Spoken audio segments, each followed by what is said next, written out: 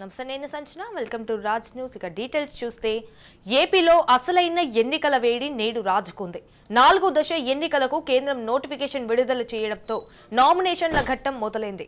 కాగా ఏపీలో అందరికంటే మొదటి నామినేషన్ వేశారు టీడీపీ నేత పయ్యావుల కేశవ్. ఉరవకొండ అసెంబ్లీ స్థానం నుంచి కూటమి అభ్యర్థిగా బరిలో ఉన్న పయ్యావుల తరపున ఆయన కుటుంబ సభ్యులు మొదటి రోజే నామినేషన్ పత్రాలు దాఖలు చేశారు. మరోవైపు అటు నారా లోకేష్ తరపున టీడీపీ ముఖ్య నేతలు నామినేషన్ దాఖలు చేయగా రాష్ట్రంలో పలువురు ప్రముఖ నేతలు కూడా నామినేషన్లు వేశారు.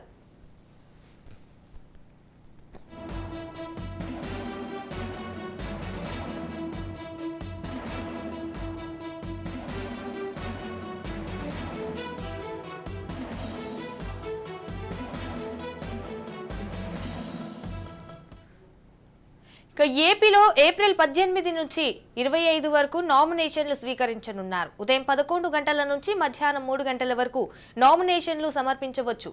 ఈ నెల 26న నామినేషన్ల పరిశీలన చేపట్టనున్నారు.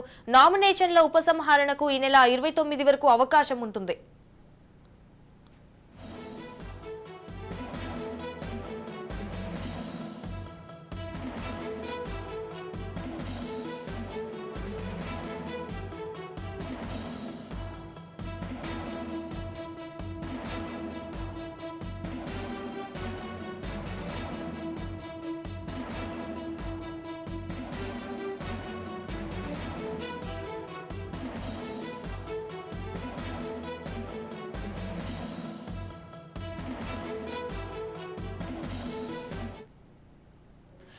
ఏపీలో అసలైన ఎన్నికల వేడి నేడు రాజుకుంది. 4వ దశ ఎన్నికలకు కేంద్రం నోటిఫికేషన్ విడుదల చేయడంతో నామినేషన్ల ఘట్టం మొదలైంది. కాగా ఏపీలో అందరికంటే మొదటి నామినేషన్ వేశారు టీడీపీ నేత పయ్యావుల కేశవ్. ఉరవకొండ అసెంబ్లీ స్థానం నుంచి కూటమి అభ్యర్థిగా బరిలో ఉన్న పయ్యావుల తరపున ఆయన కుటుంబ సభ్యులు మొదటి రోజే నామినేషన్ పత్రాలు దాఖలు చేశారు.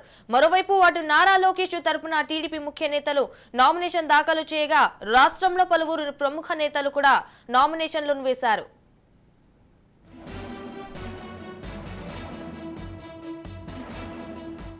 అయితే ఏపీలో ఏప్రిల్ 18 నుంచి 25 వరకు నామినేషన్లు స్వీకరించనున్నారు. ఉదయం 11 గంటల నుంచి మధ్యాహ్నం 3 గంటల వరకు నామినేషన్లు సమర్పించవచ్చు. ఈ నెల 26న నామినేషన్ల పరిశీలన చేపట్టనున్నారు. నామినేషన్ల ఉపసంహరణకు ఈ నెల 29 వరకు అవకాశం ఉంటుంది.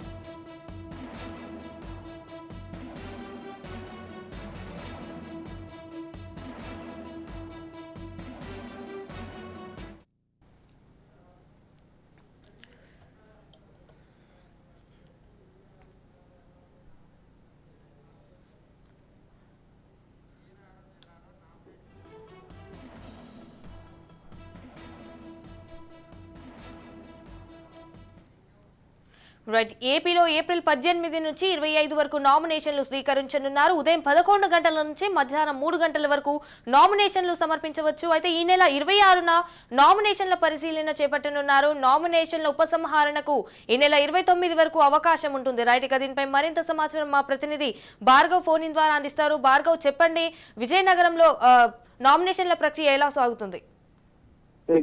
ఏదైతే సార్వత్రిక ఎన్నికలు సమీపిస్తున్న వేళ అటు ఎంపీ అభ్యర్థులకు కానీ ఇటు నియోజకవర్గ ఎమ్మెల్యే అభ్యర్థులు కూడా అటు వైసీపీ టీడీపీ అలాగే ఇతర ఇండిపెండెంట్ అభ్యర్థులు కూడా ఇప్పటికే నామినేషన్ అయితే మాత్రం స్వీకరించుకోవడానికి ఒకవైపు ఎన్నికల కమిషన్ అయితే మాత్రం నోటిఫికేషన్ విడుదల చేసింది. అయితే దీనికి సంబంధించి ఈ నెల 23 వరకు కూడా నామినేషన్ అన్ని కూడా స్వీకరిస్తూ ఉంటారు, 18 నుంచి 23వ తేదీ వరకు కూడా. అయితే ఇప్పటికే మొదటిసారిగా నిన్న మొదలైన వేళ నిన్న ఈ రోజు కొంచెం మంచి రోజులు కావడంతో కొంతమంది అభ్యర్థులు అయితే ఇప్పటికే నామినేషన్ వరకు వచ్చారు. అయితే నిన్నటికి సంబంధించి కేవలం ఉమ్మడి విజయనగరం జిల్లాకు సంబంధించి అయితే ఒక్క ఇండిపెండెంట్ ఎంపీ అభ్యర్థి మాత్రమే ఒక నిన్న నామినేషన్ దాఖలు చేశారు. అయితే నేడు తాజాగా చూసుకున్నట్టయితే ఈ రోజు నిన్న ముఖ్యంగా నెల్లిమల్ నియోజకవర్గానికి సంబంధించిన అభ్యర్థి కూడా నామినేషన్ దాఖలు చేసినప్పుడు చేద్దాం అనుకున్నప్పుడు కూడా దాని వాయిదా వేసి నేడు ఎవరైతే నెల్లిమల్ కూటమి అభ్యర్థి నౌకం మాది జనసేనకు సంబంధించిన నేత నౌకం మాది ఈ రోజు నెల్లూరు నియోజకవర్గం సంబంధించి ఒకవైపు నామినేషన్ దాఖలు చేయడానికి వెళ్తున్నారు. అలాగే